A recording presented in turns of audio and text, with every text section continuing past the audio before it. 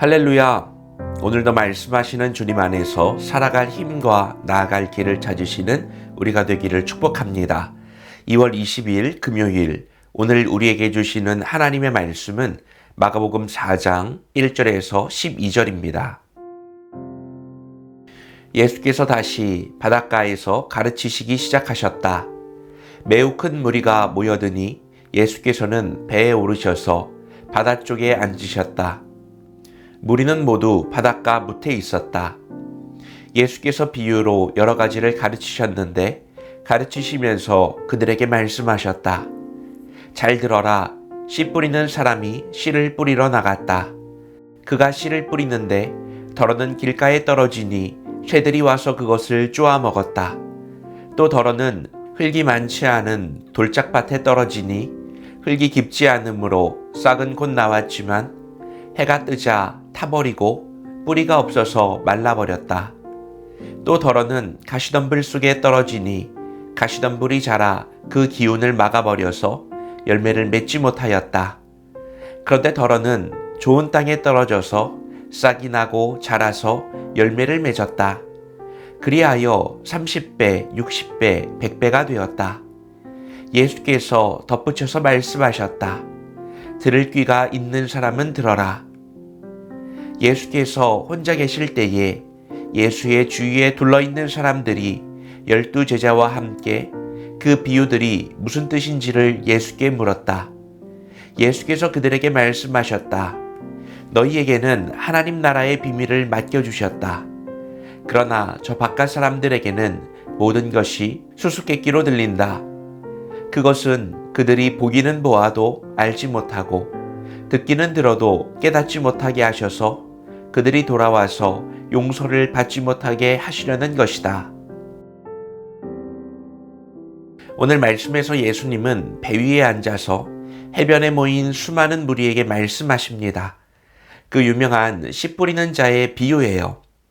오늘날은 씨를 뿌리기 전에 먼저 밭을 갈지만 당시의 농법을 보면 농부는 밭을 갈지 않고 그냥 씨를 넓게 흩뿌렸다고 합니다. 그러다 보니까 씨앗은 길가, 돌밭, 가시덤불, 그리고 좋은 땅에 무차별적으로 떨어져서 그 결과를 기다리는 상황이 되는 거죠.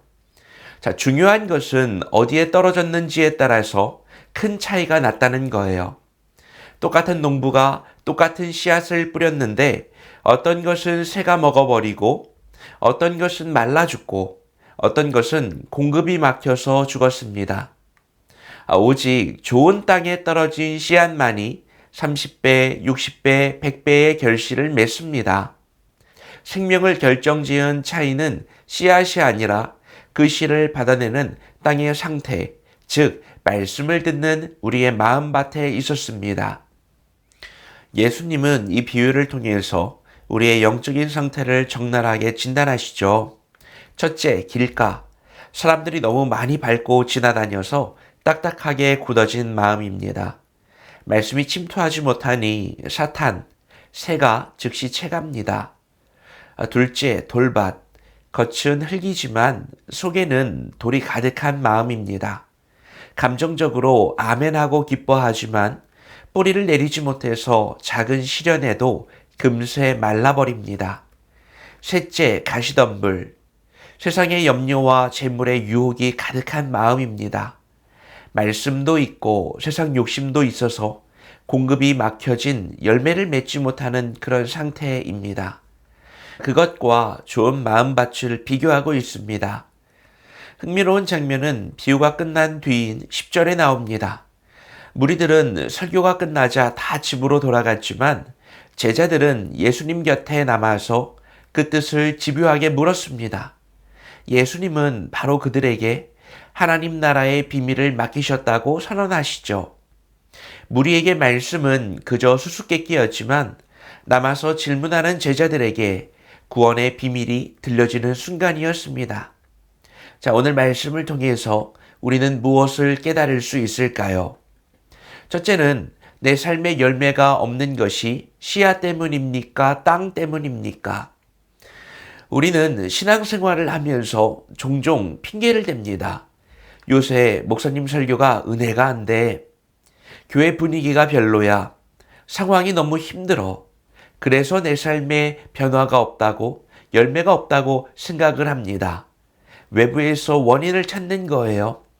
하지만 오늘 말씀 비유를 보세요. 원인은 누구에게 있는 겁니까? 자기 자신입니다. 농부는 예수님을 의미하는데 그분은 성실하셨고 씨앗은 말씀을 의미하는데 거기에는 아무런 문제가 없습니다. 자라나 열매 맺을 수 있는 조건은 이 둘로 완벽하게 갖추어져 있습니다. 유일한 변수는 오직 하나예요. 무엇이죠? 씨앗을 받아내는 내 마음의 상태입니다. 우리는 스스로 물어야 해요. 혹시 내 마음이 길가 같지 않습니까? 신앙의 연조가 쌓이면서 익숙함이라고 하는 굳은 살이 박혀서 말씀이 튕겨나가는 거예요. 혹은 돌밭처럼 감정 기복이 너무 심해서 은혜는 받지만 삶의 뿌리가 없거나 또는 가시덤불처럼 돈 걱정, 자식 걱정, 내일에 대한 걱정 때문에 말씀이 자라날 틈을 주지 않고 있지는 않습니까? 오늘 예수님은 들을 귀 있는 자는 들으라 외치십니다. 이 말씀은 당신의 묵은 땅을 갈아엎으라는 초청입니다. 좋은 땅은 저절로 되는 것이 아니라 내 안에 돌을 골라내고 가시를 뽑아내는 치열한 영적인 경작이 있을 때에만 말씀은 반드시 100배의 기적으로 응답합니다. 오늘 내 마음밭을 점검하십시오. 꼭 기억하시기 바랍니다. 문제가 해결되면 열매 맺게 되는 것이 아니라 마음밭이 갖추어지면 반드시 열매는 맺혀지게 됩니다. 둘째는 당신은 남아서 질문하고 있습니까? 오늘 본문 10절이 주는 통찰은 아주 깊습니다. 수많은 사람이 예수님의 설교를 들었지만 대부분은 좋은 이야기였어, 감동적이었어, 깨달음이 컸어 하고 흩어져 버렸습니다. 그들에게 말씀은 그저 스쳐 지나가는 이야기, 그리고 예수님의 말씀은 늘 아리송한 수수께끼 같았습니다. 하지만 제자들은 달랐어요. 중요한 것은 그들은 남아서 그 의미가 무엇인지를 물었습니다. 예수님과 그 말씀에 대한 사모함이 있었기 때문입니다. 예수님, 도대체 그게 무슨 뜻입니까? 저에게 알려주십시오. 예수님은 그렇게 남아서 매달리는 자들에게 하나님 나라의 비밀을 주셨습니다. 자, 여기에서 비밀은 감추기 위한 비밀이 아니라 관심 없는 자들에게는 닫혀 있고 갈급한 자들에게는 활짝 열려 있는 공개된 비밀입니다. 말에 어폐가 있죠. 이 비밀은 공개된 것이었어요. 예수님은 종종 이런 편가르기를 하시는데 쉿, 이것은 비밀이야. 귀 있는 자만 들어라. 여러분, 이것은 편애가 아니라 무리와 제자를 구별하시기 위함이었습니다.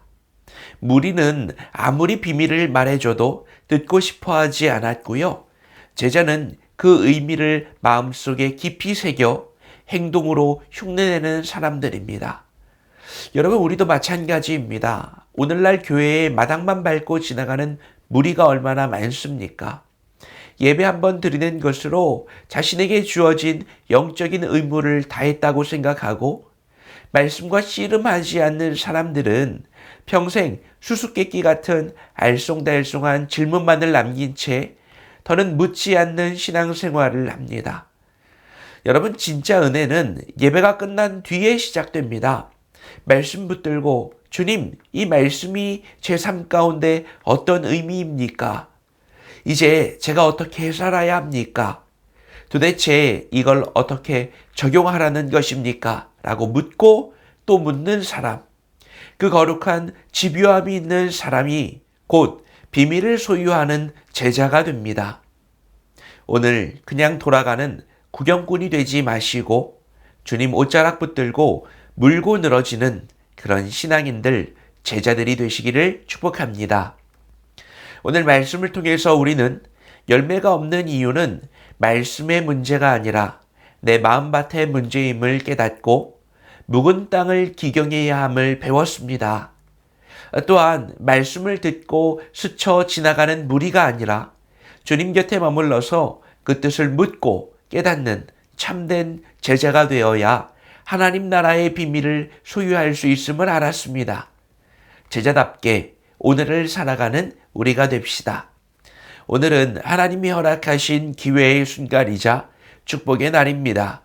기도하겠습니다. 사랑과 은혜가 풍성하신 아버지 하나님, 오늘도 말씀으로 새날을 열어주시니 감사합니다.